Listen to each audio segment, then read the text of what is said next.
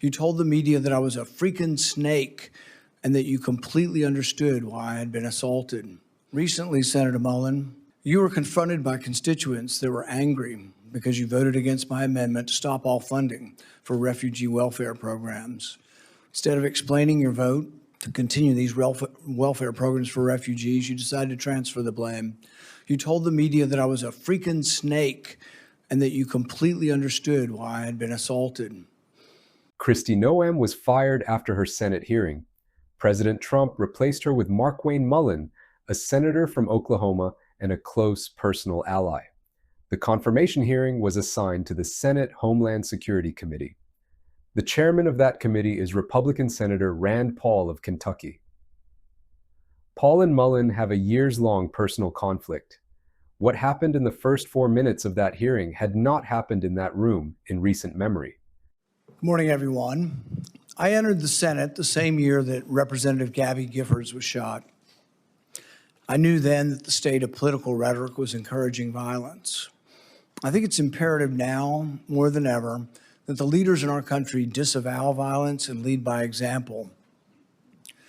Through the years, I've personally been exposed multiple times to political violence. I was in the right field batting cage when the crazed shooter unleashed nearly 200 shots at our congressional baseball practice. I'll never forget Steve Scalise valiantly trying to drag his body away as the gunman continued. Later that year, a Trump-hating felon attacked me from behind in my yard. I was just straightening up from picking up a tree limb. I was wearing noise cancellation headphones, never saw him coming, running pell-mell down the hill. I was struck in the back. The force of the blow sent us through the air nearly 10 feet, down the hill until his shoulder impaled me as we hit the ground. 6 of my ribs were broken. 3 of the ribs were completely separated, such that for weeks, the ends of the ribs would grind upon each other. My lung was damaged. For weeks, I could inhale, but not have the rib strength to exhale. I developed 2 pneumonias. The pain was such that I could only sit up in bed by tying a rope to the foot of the bed and pulling myself up.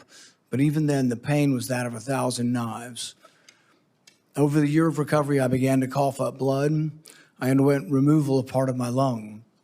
Complications led to an infection in the space between my lung and chest wall. I spent a week in the hospital having the infection lavaged every 6 hours through a chest tube. Recently, Senator Mullin, if you have time to listen, you were confronted by constituents that were angry because you voted against my amendment to stop all funding for refugee welfare programs. Instead of explaining your vote to continue these welfare programs for refugees, you decided to transfer the blame. You told the media that I was a freaking snake and that you completely understood why I had been assaulted. I was shocked that you would justify and celebrate this violent assault that caused me so much pain and my family so much pain. I just wonder if someone who applauds violence against their political opponents is the right person to lead an agency that has struggled to accept limits to the proper use of force. You might argue you were mad and upset about being confronted by your constituents. But Senator Mullin, your constituents are justifiably upset with you. By now, most of America knows that the Somali welfare fraud in Minnesota stole over $9 billion. But instead of defending your vote, you took to continue the vote to continue these refugee welfare programs. You chose to lash out at me. You went on to brag that you'd already told me to my face that you completely understood and approved of the assault. Well, that's a lie. You got a chance today. You can either continue to lie or you can correct the record. You have never had the courage to look me in the eye and tell me that the assault was justified. So today you'll have your chance. Today I'll give you that chance to clear the record. Tell it to my face.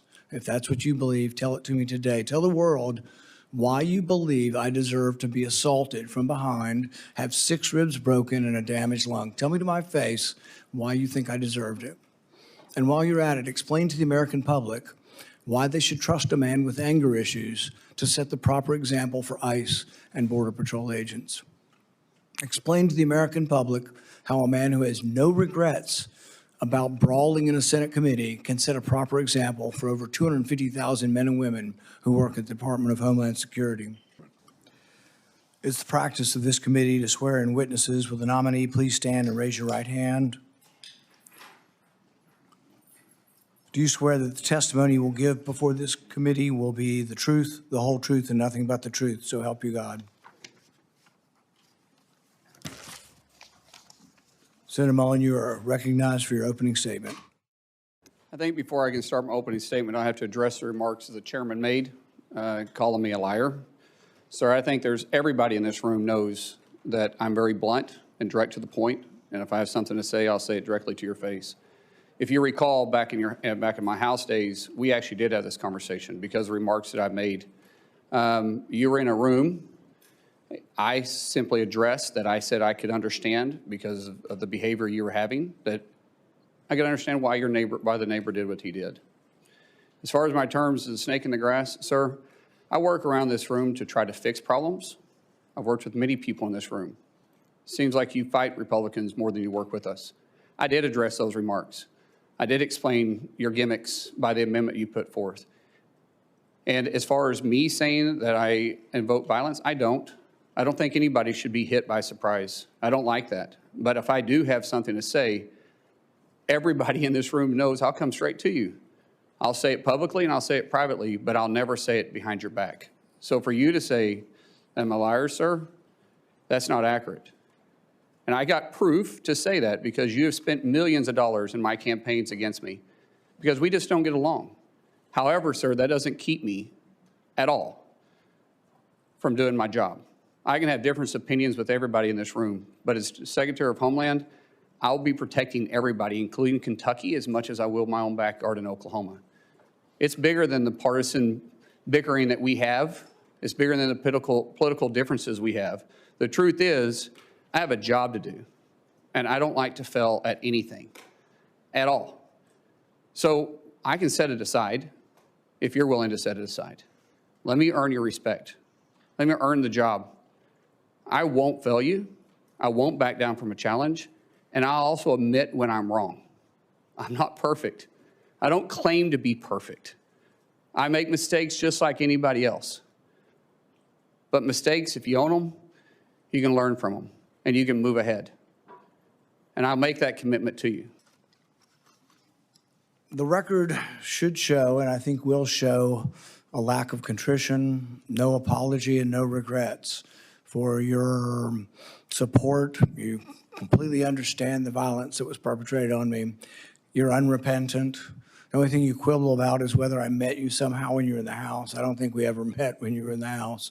And this idea that the only thing you're upset about is not that you were for violence. What you're upset about is that I called you a liar because you said it to my face. So it's really more about this machismo that you have. When in Oklahoma, the media asked you about the refugee welfare programs, the programs you voted to continue funding, it was this whole idea that you were going to transfer it because you were uncomfortable, your anger, low impulse control, causes you to then go after and decide that you're going to go after me as well. And so you say you completely understood that I was assaulted from behind, had 6 ribs broken and part of my lung removed, and that was just fine. That's something that you, I guess, approve of as far as resolution of political problems. When I talked to you privately on the phone, there was no apology. You just said, well, we can let our political difference, go by. And you said a few minutes ago, we can just set it aside. Well, political differences we can, but when you say that you agree with a felon, a Trump-hating felon who attacked me, somehow you think I'm just going to set that aside? Oh, it's no big deal. I lay in pain for 2 months, had 6 ribs broken, 3 of them separated, grinding upon bone for months, had part of my lung removed, and you think that's great and to be extolled. I mean, the sheer lack of any kind of self-awareness that you're going to be leading thousands of men and women who will have the use of force, and there's been great questions in our country about how that will be used, and you think a violent attack is just fine. So I guess my first question is, do you think that justifying that kind of violence sets a good example for the men and women of ICE and Border Patrol? Mr. Chairman, first of all, I didn't know the extent of your damage. When the phone call was made, I made it to you and I tried to talk to you. You didn't engage at all. In fact, you said, get your paperwork in. It's got to be 3 days in between. You offered no apology.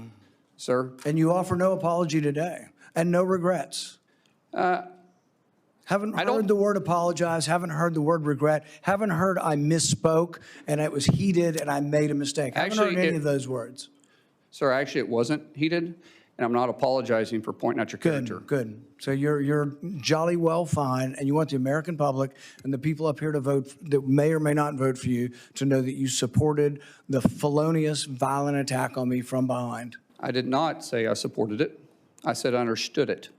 There's a difference. Oh, so that means you really didn't approve of it, just completely understand it. What do you think most people would interpret completely understand to be? Support for or a condemnation of the violence? Sir, as I said, we can have our differences. It's not going to keep me from doing my job as Secretary of Homeland Security. I'm going to secure Kentucky and take care of Kentucky as much as I am Oklahoma. If this were a one-off, it would be one thing. If you just disliked me so much that you approved of violence against me, people could just write it off. Well, maybe they hate each other. But really, there's a pattern of this. Let's go ahead and roll the tape.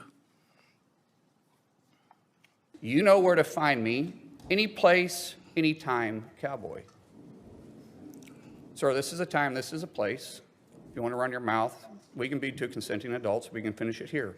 Okay, that's fine. Perfect. You want to do it now? I'd love to do it right now. Well, stand your butt up then. You stand your butt up. Oh, hold on. Big guy. Oh, stop it. Is that your solution every Hold it. No, sit down.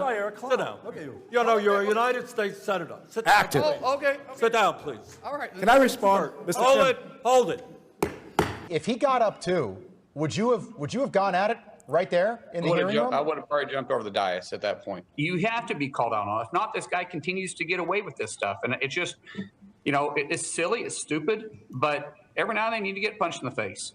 Well, go back to the 1800s and 1700s. They used to have canings. And duels. And they used to have duels. Yeah. Right. And there's a way that men used to settle their differences. I ignored him 4 times prior to that. And people say, yes, you're supposed to ignore it. Well, you know, I'm not a very good Christian. I try to be a good Christian. And I know people say you're supposed to turn the other cheek. I prefer the David method. But we need to move from an almost By the way, I'm not afraid of biting. I will bite. biting. I'll bite 100%. Yeah. I mean, a fight, I'm going to bite. I'll do anything. I mean, I'm not above it. And I don't care where I bite, by the way. It just is going to be a bite. In hindsight, any regrets? No, I really don't. So no regrets. In fact, even after your anger had cooled, you were still bragging that if he'd only been brave enough to stand up, you'd have jumped over the dais and taught him a lesson, because that's how men should settle their differences. Do you think fighting as a resolution for political differences is a good example for the men and women of ICE and Border Patrol? As you can notice over my shoulder here is my good friend Sean O'Brien. Both of us have had conversations. Both of us have shaken hands. And both of us agreed we could have done things different. Sean is someone that has become a close friend. We talk all the time. I've been on his podcast. We've talked through this. That's how you handle your differences. Not like this, Chairman. I'm glad you guys are friends now and that you've reconciled. But really, it doesn't get to the real point whether or not you think violence is the way we settle things.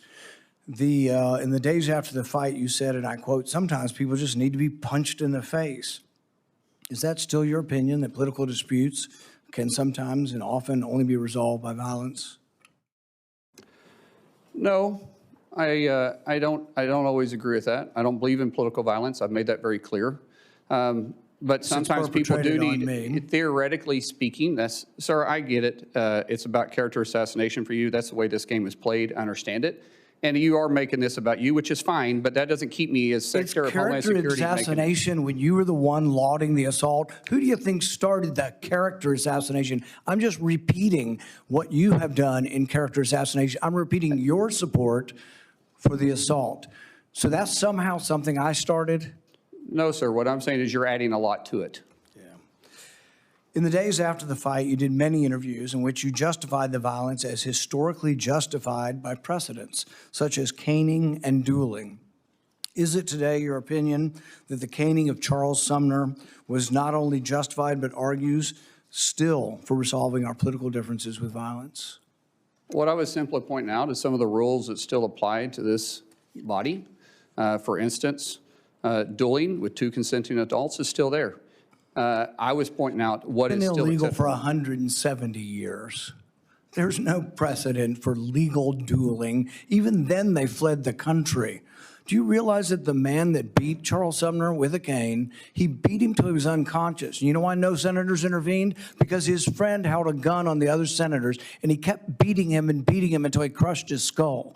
That's what you're insinuating is the precedent of the Senate, and that's what you live by. That is a very, very dangerous sentiment.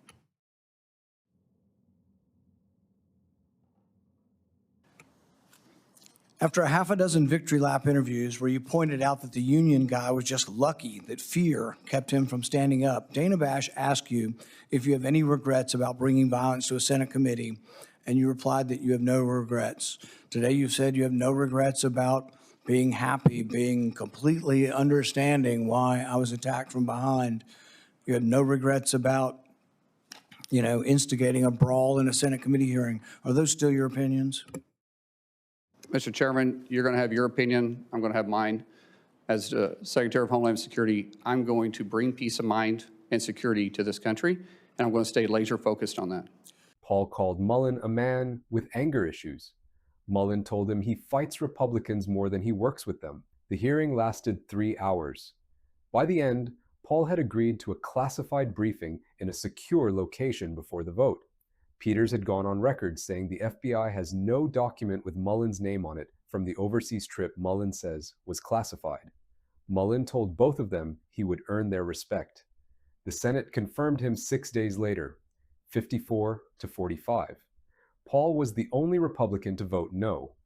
The classified trip has not been discussed publicly since. We'll find out. That was the answer.